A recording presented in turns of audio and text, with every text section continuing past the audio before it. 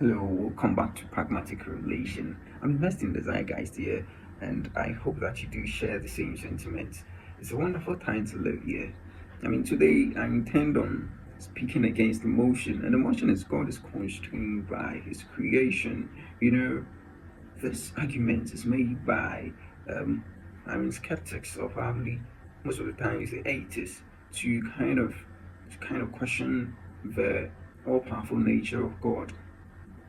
Recently, the fine tuning argument came along in regards to the existence of God, and it seems the fine tuning argument is kind of flying with colors. And so these guys have made an argument out of the very argument that kind of proposed God's existence and are trying to use against the believer's point of view. Now, I like to consider, before I advance or proceed with my argument, I like to consider the structure and logic behind their questioning or their stream of thought before I advance my argument. And so, this is what they ask here. They ask, well, could God have made the world fine tuned just as this world with different constants?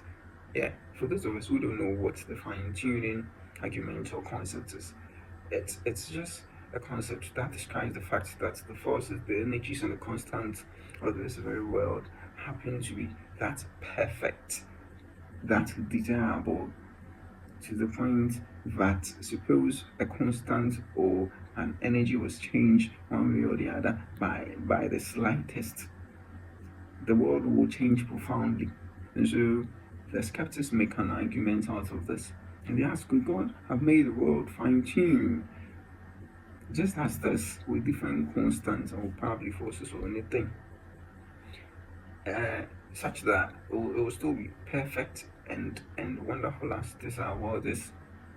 Just because, and the foundation of their question is, if this world is fine-tuned in a way that a slightest change in a constant will profoundly change how the world is made perfect in terms of structure, and all the beauty of the energies and the forces.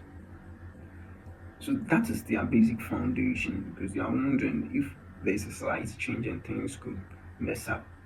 Well, doesn't it have an implication of God's all powerful nature?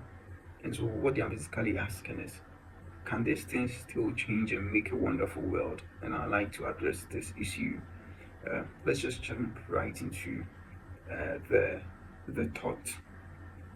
Now, my first point in arguing, or my first point in debunking the notion or the intent of denigrating God's powerful nature, because they think this fine-tuning concept kind of implies that if God makes a change, a slight change, it could alter the perfect nature of energies, and that will mean that God who is all powerful is unable to make wonderful worlds any ways He wants. That's the problem. That's what I'll likely I'm trying to address here. So now the first problem here is that there is a problem. There is an issue with the question. So my first point here is the concept of naming. You know what? People forget that we were conferred the prerogative to name all that we see around us, the forces, the energies, the constants, the numbers, everything. We were conferred the prerogative to name.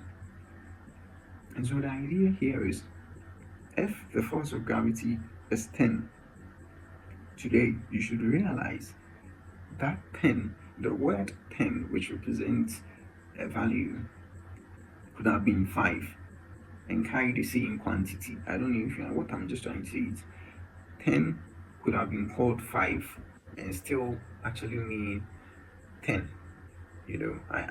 So 10 could have been called 5 and still actually mean uh, 10. The numbering system could have shifted around. The numbering system, instead of the 1 2 3, could have been maybe 5 4 3, or maybe 1 3 5 2. such that the values would still be kept as they are, just different names given to it. Now, this is how I explain this concept of naming in relation to the motion we are dealing with. What it means is the constant, or the world's fine tuning with regards to the constant, is only in our perception. It is biased in our perception of the naming, because it could have been anything. So we are saying, okay, suppose the constant, instead of being 10, is now 5. How is the world going to be perfect? Now you should also know that it could have, this shift in naming could have still happened with the same number or with the same value. And so at this point, you realize that the argument is compromised here, or I mean, the questioning is compromised here. Because I could have called 10 5, and that is a different constant, isn't it? It is just a matter of semantics and dictionary language. Mm. It could be, what it means is the constant technically could be any number, or in God's view, you know, at this point in time, I'm trying to kind of highlight or emphasize God's view. From God's point of view, the constants we have named or we have made could be any number, could be 10, 100, 25, whatever. It is just a matter of how we decided to name it. Now, the second point here is the concept of scales of measure. It is still in relation to the concept of naming. Now, you realize what we call 10 is a certain, was obtained by a certain measure. That measure is calculated by certain standards. You realize the standards could have changed. And so what we call 10, or we refer to as 10, used in regards to gravity, could have been 5, depending on the standard of measure. Do you understand? And it could have been the same thing, just that the standard of measure or the scale of measure would have what changed. We actually were the ones who decided the kind of measure to use. We could have used any measure, and so there is a range, and the range is from the tiniest object we can have, and the most, I mean, the largest object we can have, or the largest creation we can have, that can be used as a scale for measuring, things we can consider here. And then in relation to motion, we realize we could have any scale, and any scale could be named anything, and it could be valued anything. You understand? And so, in God's view, since God didn't name all these things, He technically conferred the naming abilities to us. What it means is, in His sight, it could still change to a different number or a different scale of measure, but then it will still be the same thing. It's still the same thing, but then the scales of measure or the naming could change radically and assume any form we can think of.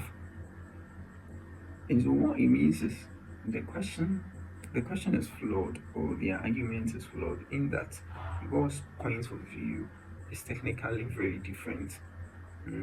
I happen to tap into God's point of view. It seems rather, I mean, too much to say, but I must say.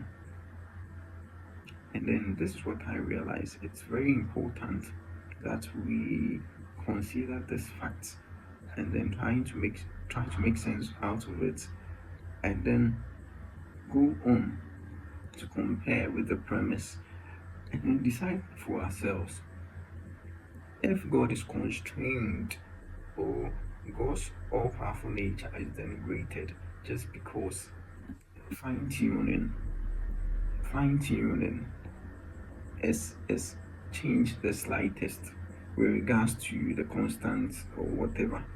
You realize that we are confused with the question itself, and we are confused with the fact that we were the ones who did the naming, we were the ones who brought up the skills of measure, and that in God's perspective, perception. It could just be anything at all we are trying to bring across to I mean imply that he wouldn't be powerful if something changes.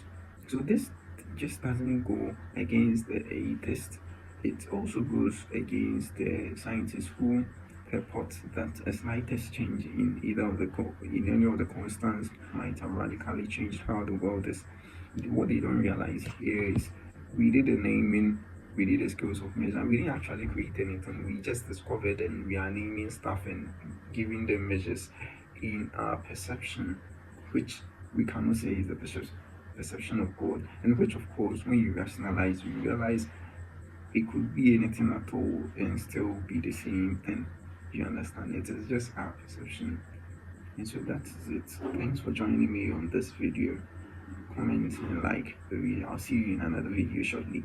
Peace out.